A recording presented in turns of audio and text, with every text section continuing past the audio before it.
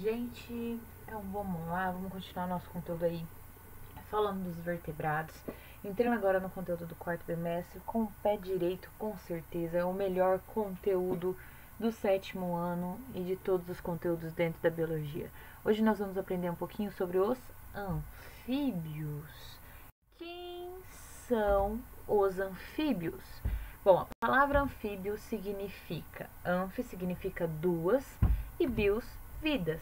Então são animais que possuem vida dupla. Mas como assim, professora, eles possuem vida dupla?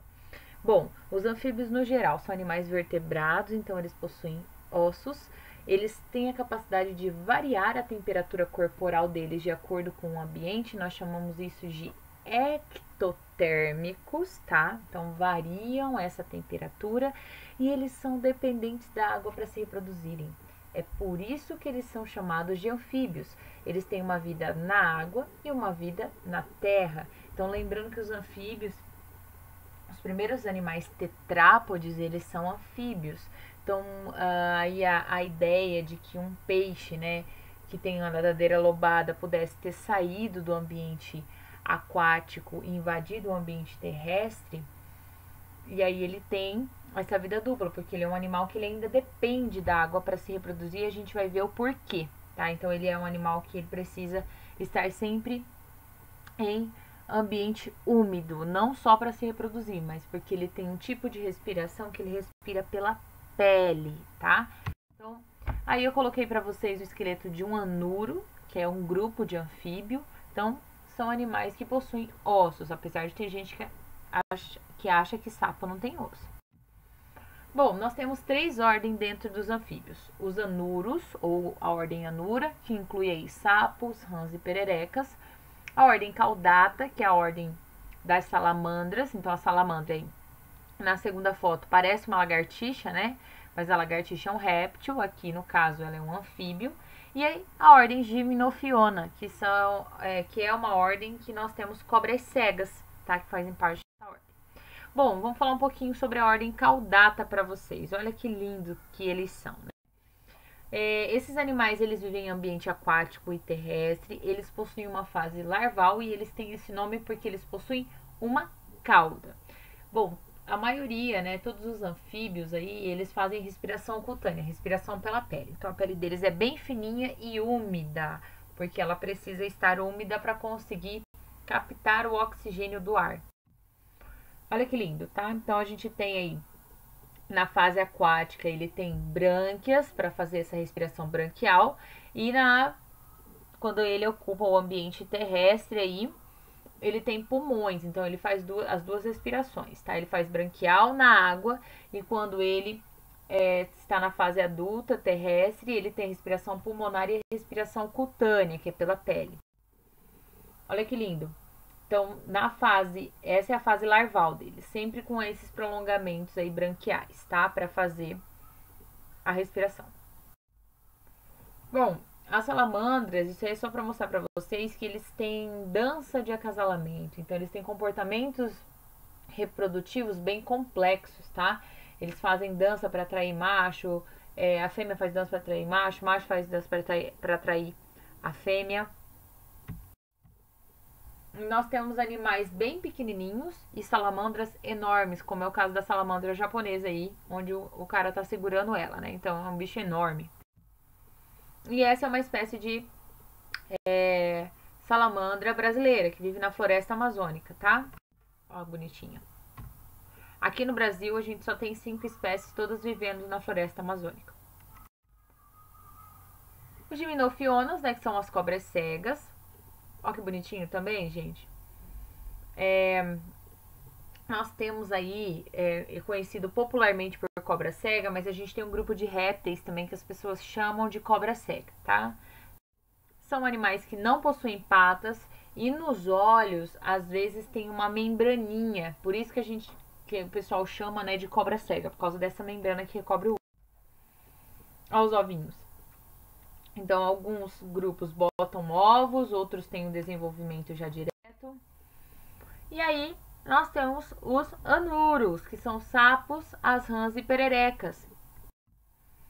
Os anuros, eles são organismos que possuem 4 membros, 4 patas, Na maioria das vezes apresenta a fase larval, que é o girino, e são divididos em sapos, rãs e perereca. E vocês sabem a diferença de sapo, rãs e perereca? Então vamos lá. Primeira foto está mostrando um sapo. Os sapos, eles são maiores, tá? Eles têm a pele mais grossa, mais seca. E eles estão... eles têm essas verrugas aí espalhadas pelo corpo e estão associados a ambientes mais antrópicos, né? Ambientes que às vezes o homem está presente. Ele se desenvolveu muito bem nesses ambientes. As pererecas, elas possuem o disco adesivo. Então, na segunda foto aí, essa foto de baixo, que tem uma perereca meio amarelinha, ela ampliou ali na segunda foto. Olha o dedinho dela. Tem esses discos no final do dedo. Esse disco serve para ela se fixar na parede. Então, as pererecas, elas têm a capacidade de se fixar na parede. Se você vê um anuro na parede, é uma perereca. E as rãs, elas têm uma pele mais fina. Ah, esqueci de falar. As pererecas têm uma pele mais fina, tá? Gelada,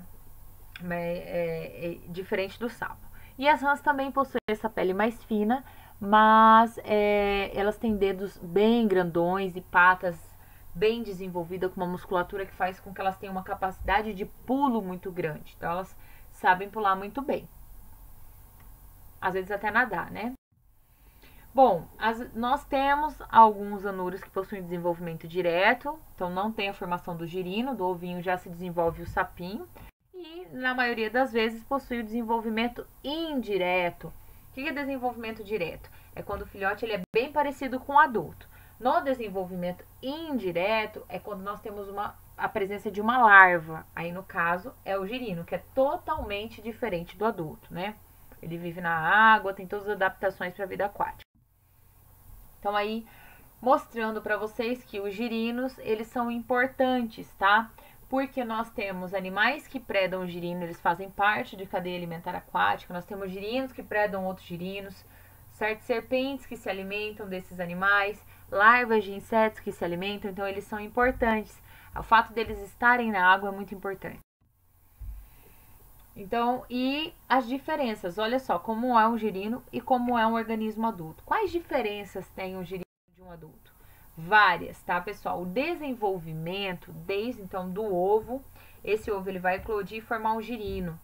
Esse girino, ele vai se desenvolver, passar pela metamorfose. Então, o processo de desenvolvimento nós chamamos de metamorfose.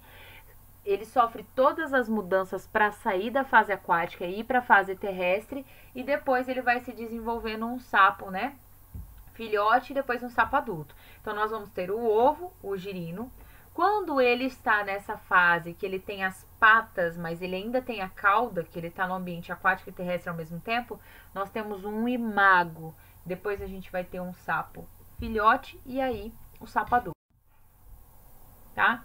O que eles comem, né? Eles se alimentam de algas, pólen que cai na água, bactérias, protozoários, tá? Tudo do ambiente aquático. E tem alguns girinos que são carnívoros. Aí no caso, um girino predando outro girino de outra espécie. Então, nós temos girinos carnívoros. Esse girino carnívoro é essa espécie aí adulta, tá? É o Ceratópteris, que é o sapo de chifre que a gente chama. Ele também se alimenta ele é carnívoro na fase adulta também. E aí os girinos, eles podem estar espalhados na coluna d'água, eles podem estar fixos no substrato, eles, né, ali embaixo, mais no meio da coluna d'água, mais para cima. Eles são de diversas formas, tá, pessoal? Olha só para vocês terem noção de como eles são diferentes. Cada espécie tem um girino totalmente diferente. Cores diferentes, né? A boquinha deles também vai ter, dependendo do que eles comem, vai ser diferente. Aí nós temos uma curiosidade, tá, pessoal? O maior girino do mundo. O maior girino do mundo é uma espécie que nós temos aqui do Pantanal, que chama Pseudis paradoxa. E ele é enorme. Inclusive o girino aí tá proporcional. O girino é maior do que o adulto. Depois que ele se torna adulto, ele fica menor do que o girino. Para vocês terem uma noção, é esse girino aí e esse é o adulto, tá? O adulto é bem bonitinho. Bom, o adulto, né, ele vai ter esse mecanismo de alimentação, ele vai utilizar a língua para se alimentar, e eles gostam de se alimentar de organismos vivos, que se mexem. Eles vão caçar, mas a gente tem diversos tipos de alimentação, tá? Normalmente eles são insetívoros, mas eles podem se alimentar de várias coisas. Eles têm alguns mecanismos de defesa muito interessantes. Então, essa espécie aqui, ela tem esses ocelos, tá? E aí, quando ela se sente ameaçada, se estufa e mostra a bunda, onde você tem, né, essa região aí posterior do corpo, onde você tem esses ocelos. Então, parece um bicho muito grande que tem olhos muito grandes. Então, pode assustar o predador e ele ir embora. Nós temos o mecanismo de tanatose, que eles se fingirem de morto. Então, você encostou, eles viram e se fingem de mortos. Tá? E outro mecanismo. E a gente também tem uma descarga aí de urina que eles podem fazer, que é bem comum. Como que vai ocorrer a reprodução desses animais? A fecundação é externa, eles colocam os ovos na água e os espermatozoides também são lançados na água. E o macho, ele faz um canto para atrair a fêmea. Esse canto chama canto de anúncio. Essa desova, ela vai poder ser em forma de cordão, tá? Como esse caso aí, vários ovinhos enfileirados. Ela pode ser uma gelatina, uma massa gelatinosa depositada sobre a água. Pode ser em forma de espuma. Então, tem vários tipos de reprodução, tá? Lá, eles liberando a espuma. Eles dentro da espuma também. Pode ser um filme gelatinoso em cima de folha. Tá? Eles podem soltar os ovos na folha e dobrar essa folha. E depois esses ovos caírem na água. E eles também podem fazer em bolsas sobre a superfície do corpo. Essa é uma espécie chamada pipa-pipa, que eles têm esse costume, né? Durante a reprodução, eles fazem uma dança e o macho, ele vai colocando esses ovos em cima da fêmea e vai afofando. E aí esses ovos ficam na pele da fêmea e depois explode, tá? Eles são muito importantes porque os anfíbios são bioindicadores. O que é isso, professor? Eles indicam se o ambiente está mais poluído ou menos poluído, porque eles são sensíveis. Se a água estiver poluída, eles não vão conseguir se manter nesse ambiente, tá, pessoal? Então, ele tem que estar, a água desse local tem que estar ok. Então, assim, a destruição de ambientes naturais é uma das ameaças para esse grupo, tá? A poluição também, porque eles têm a pele muito fina, mudanças climáticas que são causadas aí, por exemplo, o efeito estufa, tem uma mudança, essas mudanças climáticas que aumentam a temperatura, nós temos aí a proliferação de uma espécie de fungo que parasita a pele deles e causa doença, então eles vão diminuindo. Nós também temos a introdução de espécies invasoras, tá? Que pode estar, se você pega uma espécie de fora e coloca em contato com um animal desse, essa espécie pode predar ele e levar à extinção biológica desses grupos. Eles também são importantes para o consumo humano, a carne é consumida, tá? Então se cria. Tem muita gente que desenvolve algumas alergias e precisa se alimentar de carne de rã, então você cria a rã aí para consumo. E também porque eles são lindos, né? Não, nós temos que preservar, nós temos que cuidar do ambiente para que a gente consiga ter essa diversidade. O Brasil é o país mais diverso de anuro que nós temos, tá? Do mundo, assim. Nós temos a maior diversidade de anuro do mundo. Isso se dá à riqueza que o nosso país tem de ambientes, de diversidade. Então, a gente tem que continuar cuidando para que esses organismos possam sobreviver. E como a gente pode pegar um bicho desse? A gente tem essas armadilhas, que são baldes, que tem uma cerca. Então, eles batem nessa cerca guia e acaba andando, e aí acaba caindo no balde. Você pode buscar de forma ativa, então com uma lanterna à noite, fica ouvindo eles, encontra e pega. E é isso, eu vou deixar uma campanha aí pra vocês, que agora vai começar a chuva e pode aparecer alguns anuros, alguns sapos na casa de vocês. Por favor, pessoal, não joga sal nesses animais. Eles têm a respiração cutânea, a pele deles é muito sensível. Quando você joga sal, você mata eles, tá? Eles morrem desidratados, com muita dor. É como se tacasse fogo em todo o seu corpo e te matasse asfixiado ainda. Então você não consegue, além da dor que está causando a queimadura, você não consegue respirar. Então eles respiram pela pele, isso não é legal. chama o pai, a mãe, alguém que não tem medo para recolher, colocar para longe, tá? Mas não façam isso porque é uma crueldade.